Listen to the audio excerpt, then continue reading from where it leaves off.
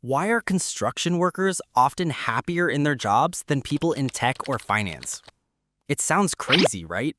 When one firm surveyed over 30,000 employees, they found that the people who deal with dirt, noise, and physically demanding work were consistently happier than those with fancy catered lunches and stock options.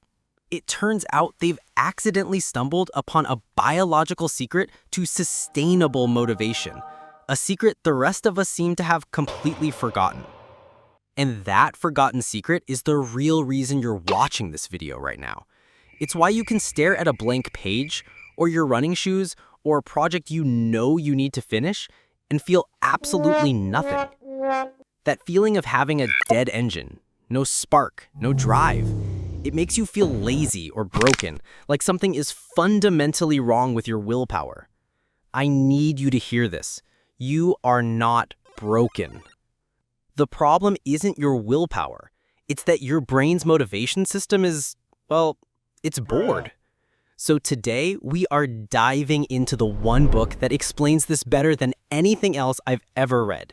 It's called The Molecule of More by Daniel Lieberman and Michael Long.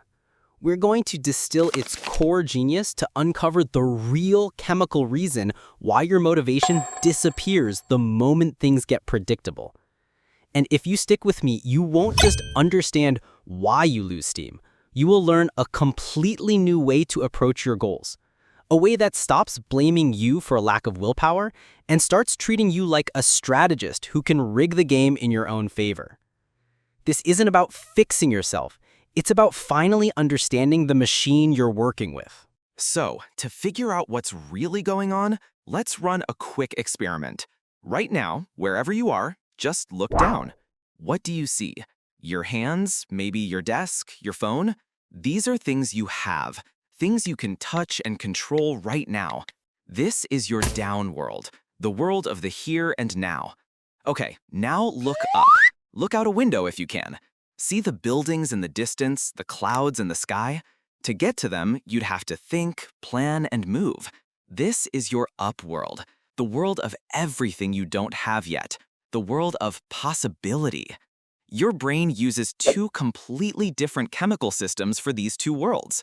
For the down world of right now, it uses a handful of chemicals that let you feel satisfaction and enjoy what you have. We can call them the here and now molecules. But for the up world, for the chase, for the ambition, for that relentless itch for what's next, your brain relies on a single powerful chemical. Its name is dopamine. For decades, we got dopamine completely wrong. Scientists called it the pleasure molecule. The story was simple. Do something that feels good, you get a dopamine hit, and you're motivated to do it again. But the story was wrong, and the discovery that turned everything on its head came from a monkey, a light bulb, and a drop of juice. Scientists set up a simple experiment. A monkey presses a lever, it gets a drop of juice, and its dopamine neurons fire. Simple enough. Pleasure equals dopamine. But then they added a signal. A light would turn on, and a second later, the juice would appear. At first, the monkey's dopamine fired when it got the juice. But after a few times, something bizarre happened. The dopamine stopped firing when the juice arrived. Instead, it started firing the moment the light turned on. Think about what that means. The dopamine wasn't about the pleasure of the reward, it was about the anticipation of the reward. It was a signal that said, pay attention, something good is coming. Then the scientists made one final tweak. Sometimes, after the light came on, they wouldn't give the monkey the juice. When that happened, its dopamine levels didn't just go to zero, they crashed. This drop was the chemical feeling of disappointment. But the most important discovery was this. The biggest dopamine spike of all happened when the juice was given unexpectedly, when the light didn't turn on and a surprise drop of juice just appeared out of nowhere. This revealed the true nature of dopamine. It is not the molecule of pleasure. It is the molecule of surprise. Its job is to fire when things are better than we expected, when reality beats our prediction. And the moment something becomes predictable, the surprise vanishes. And when the surprise vanishes, the dopamine does too. Your motivation engine doesn't break. It just gets bored. This one single mechanism explains one of the most common and painful human experiences: why passionate love fades. Think about a new relationship. The excitement, the obsession, the feeling that anything is possible. You have endless energy to stay up all night talking. That is a brain supercharged with dopamine. It's not driven by the reality of the person, but by the intoxicating possibility of a future with them. Every text is a surprise, every date is a new discovery. But a year or two later, things change. That desperate longing becomes comfortable affection. The thrill is gone. It's not that you're unhappy, but the magic has faded. This isn't a personal failure. It's a chemical inevitability. The imagined future has become the predictable present. The surprises are gone. Your dopamine system has done its job, and now it's shutting down. When we face a task we don't want to do, most of us only reach for one tool: brute force. We call it willpower. We try to grit our teeth and just push through. But there's a big problem. Willpower is a limited resource. Scientists proved this in a classic and kind of cruel experiment. They brought hungry college students into a lab that smelled of freshly baked chocolate chip cookies. On a table sat a bowl of those warm, gooey cookies and a bowl of radishes. One group of students was told they could eat the cookies. The other group was told they could only eat the radishes. The researchers then left the room. The radish eaters suffered. You can imagine them looking longingly at the cookies, some even picking them up just to smell them. But none of them broke the rules. They successfully used their willpower to resist temptation. But then came the second part of the experiment. Both groups were given an impossible puzzle to solve, and the researchers timed how long they would work on it before giving up. The students who got to eat the cookies worked on the puzzle for an average of 19 minutes. The students who had been forced to resist the cookies, the ones who had already used up their willpower, lasted only 8 minutes. Resisting temptation had a real, measurable cost. Willpower is like a muscle. Every time you use it, it gets a little more tired. This is why just trying harder is a terrible strategy for motivation. You are using a tool that is designed to fail. So what's the alternative? If you can't win with brute force, you have to win with strategy. Instead of trying to overpower your lack of motivation, you have to be clever. You have to rig the game so that motivation is the path of least resistance. Therapists who treat addiction use this exact strategy. They know that an addict can't beat a craving with willpower alone. So they teach them to be a strategist, to use the planning part of their brain to outsmart the raw power of their desire. They teach them that cravings are triggered by cues in the environment. For someone struggling with alcohol, it might be a cocktail glass, a certain friend, or even just driving past a particular bar. The strategy isn't to fight the craving when it arrives, it's to eliminate the cues before they have a chance to fire. One of the most effective techniques is called a search and destroy mission. The patient and a friend literally go through their home and remove every single thing that reminds them of drinking. Cocktail shakers, hip flasks, martini olives, anything that acts as a trigger has to go. This isn't about being strong, it's about smart. It's about creating an environment where willpower is needed as little as possible. And this is the secret. You have to stop blaming yourself for a lack of willpower and start acting like a strategist who is designing an environment for success. And you need to be a good strategist because there's an invisible force working against you called loss aversion.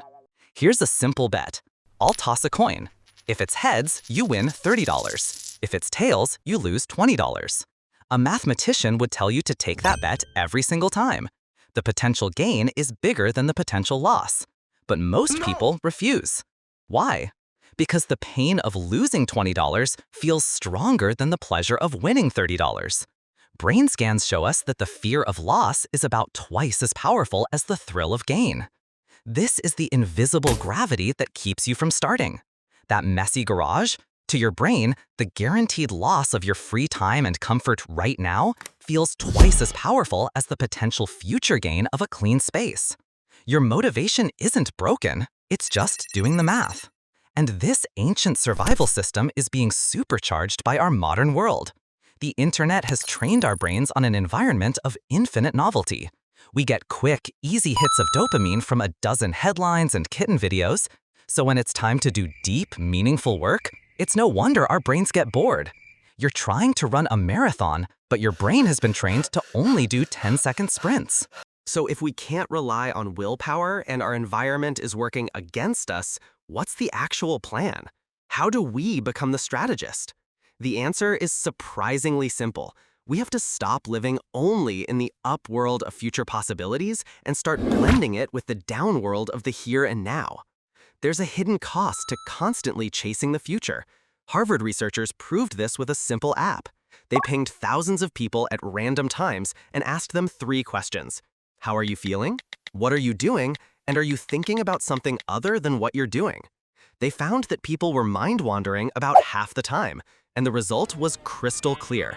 No matter what they were doing, eating, working, watching TV, people were less happy when their mind was wandering.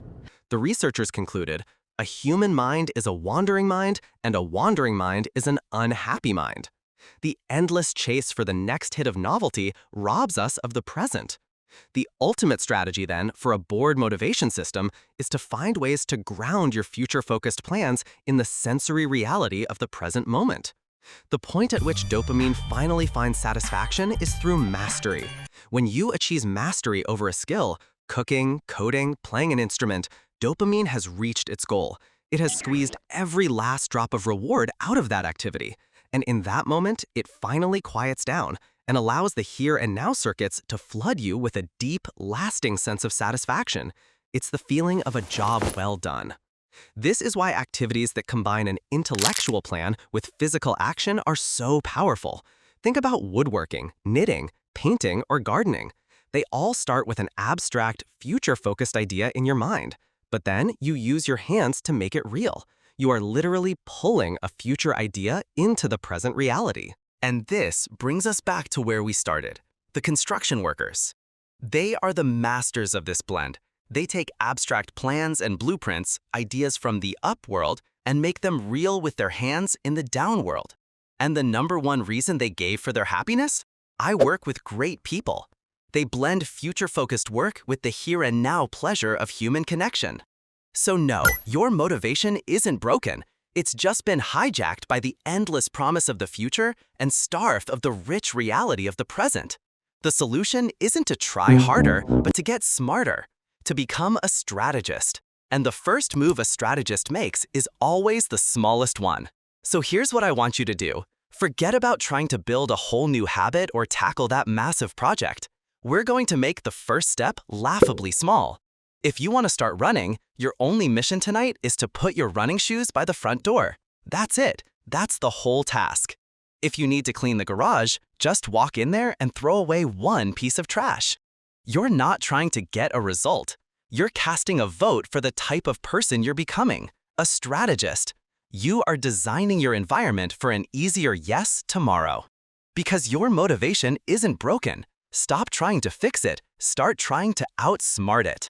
If this video helped you see your own motivation in a new light, do me a favor and hit that like button and subscribe for more ideas that help you work with your brain, not against it.